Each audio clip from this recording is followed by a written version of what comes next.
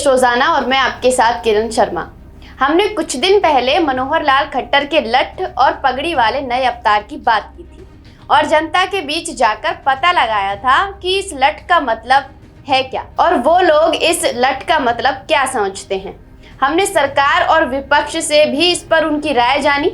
जनता ने जहां मनोहर लाल के नए अवतार हरियाणवी रॉबिन हुड की संज्ञा दी, तो विपक्ष ने इसे प्रचार का नया सिगुफा कहा। कुछ लोग सीएम मनोहर लाल की तुलना रॉबिन हुड से कर रहे हैं। चलिए आपको बता देते हैं कि रॉबिन हुड से मनोहर लाल की तुलना क्यों की जा रही है। हाल ही में सीएम मनोहर लाल ने बाइक से गुरुग्राम का दौरा करते हुए कूड़ा देखा, तो जिम्मेदार अधिकारियों का वेतन काटने और जुर्माना लगाने के आदेश दे दिए। पिछले दिनों मनोहर लाल ने हिसार के सिविल अस्पताल और पुलिस चौकी पर अचानक छापा मार दिया। उसके लिए सबसे पहले आप ये तस्वीरें देखिए।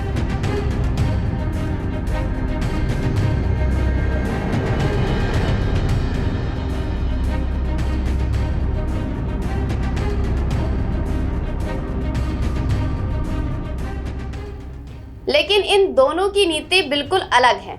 रॉबिन की नीति अमीरों को लूटकर गरीबों को बांटने की थी, जबकि मनोहर लाल डिजिटल प्रणाली को बढ़ावा देकर वर्षों से पैर जमाकर बैठे चोरों के वंश वृक्ष की जड़ों में मठा डालकर जरूरतमंदों को उनका हक पहुंचाने का काम कर रहे हैं।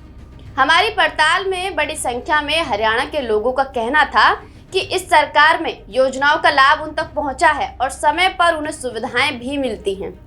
जनता की कुछ शिकायतें भी थी, लेकिन मोटे तौर पर उनका मानना था कि इस सरकार में ईमानदारी है और काम करने का जज्बा है। इसी बीच हमें भूपेंद्र हुड्डा का एक बयान देखने को मिला, जिसमें उन्होंने भाजपा की मनोहर लाल सरकार को पोर्टल सरकार कहकर मजाक उड़ाया। अब ऐसे में आप सोच रहे होंगे कि यह पोर्टल सरकार क्या है।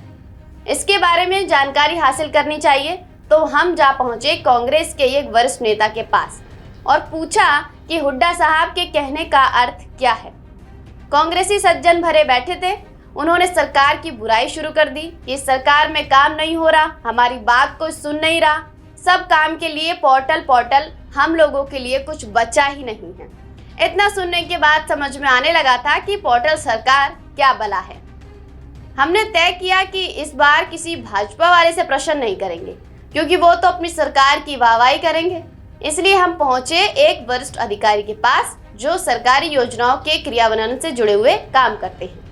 उन्होंने नाम न बताने की शर्त पर कहा कि जब हर योजना के लिए अलग अलग पोर्टल लॉन्च किए जा रहा था, तो हम लोगों को भी अजीब लग रहा था।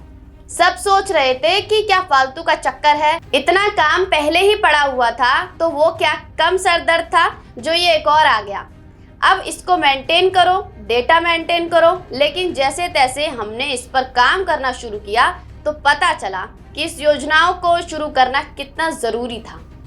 उन्होंने कहा कि ईमानदार अधिकारियों के लिए पहले नर्क सी स्थिति बन गई थी, क्योंकि काम हम करते थे और मलाई कोई और खाते थे। कामों का कोई लेखा जोखा नहीं था, हिसाब किताब नहीं था, जिम्मेवारी नहीं थी।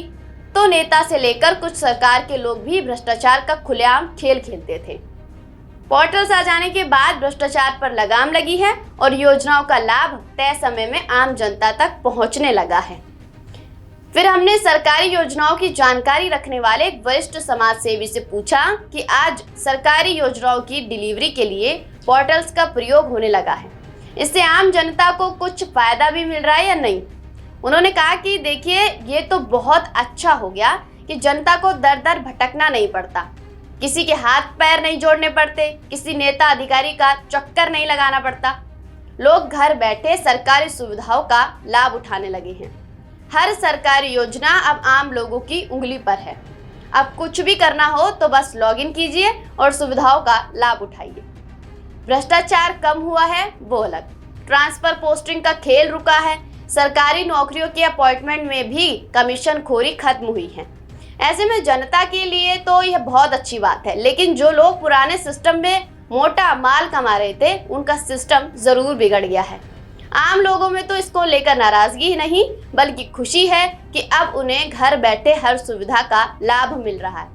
मुख्यमंत्री आवास योजना का portal, no litigation portal, OBC प्रमाण पत्र पोर्टल, ई रवन्ना पोर्टल, ई भूमि के लिए पोर्टल, बीज पोर्टल, परिवार पहचान के लिए पोर्टल, बुजुर्गों की तीर्थ यात्रा के लिए पोर्टल, सरल पोर्टल, जन्म पहचान पत्र के लिए पोर्टल, ये कई सारे हैं जो जनता पोर्टल के फायदे ले रही है। अब दिमाग में मनोहर लाल खट्टर की फिर से वही लठ वाली छवि उभरी कि ये पोर्टल्स भी तो लठ ही हैं। एक तरफ हरियाणा के सीएम मनोहर लाल भ्रष्टाचार खत्म करने और अंतिम छोर पर खड़े व्यक्ति तक सरकारी योजनाओं का लाभ पहुंचाने का दावा कर रहे हैं और इसी के साथ एक के बाद एक पोर्टल लॉन्च करते जा रहे हैं। वहीं दूसरी तरफ विपक्षी दलों द्वारा इन पोर्टल्स को जमकर विरोध भी किया जा रहा है।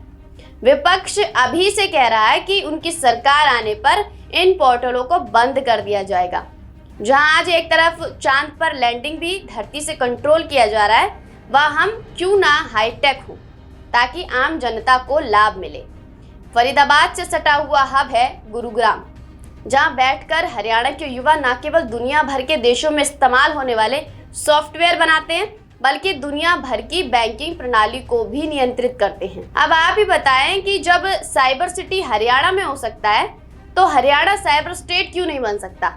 सीएम मनोहर लाल भी हरियाणा को साइबर स्टेट बनाने की दिशा में काम कर रहे हैं। ये पोर्टल्स भी उभरते हरियाणा की पहचान बनने लगे हैं। देखिए, जब भी कोई नई तकनीकी आती है तो शुरू में थोड़ी बहुत परेशानी तो होती है और उसका विरोध भी होता है। एक सज्जन ने कहा कि मुख्यमंत्री प्रदेश की 2.5 करोड़ आबादी का फायदा देखे या फिर उंगलियों पर गिने जाने वाले पर्ची खर्चे का। हाँ, फिलहाल शुरुआती दौर में पोर्टल के कारण जनता को थोड़ी बहुत परेशानी हो रही है, लेकिन पर्ची खर्ची वाले छोटी मोटी समस्याओं को बढ़ा चढ़ाकर जनता को परेशान कर रहे हैं, लेकिन शायद उन्हें पता नहीं है कि सीएम मनोहर लाल कभी भी उन तक पहुंच सकते हैं। इसी तरह की कुछ खास खबरों के लिए देखते रहिए देश रोजाना। नमस्कार। हमारे साथ जुड़े रहने के लिए देखते रहिए देश रोजाना का यूट्यूब चैनल सब्सक्राइब कीजिए।